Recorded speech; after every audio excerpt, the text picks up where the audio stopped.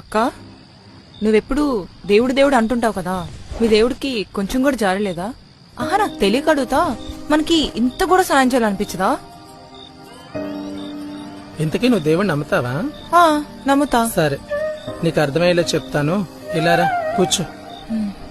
సరే.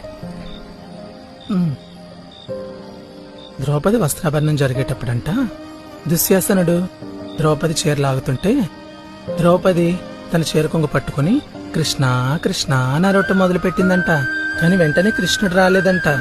ద్రౌపది బాగా ఆలోచించి తన చీర కొంగు వదిలేసి తన 2 చేతులు పైకి లేపి మనస్ఫూర్తిగా కృష్ణ అని పిలిచిందంట.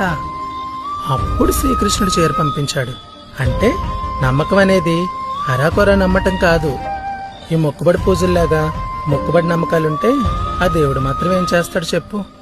నువ్వు మనస్ఫూర్తిగా దేవుణ్ణి అడుగు, నీకు తప్పకుండా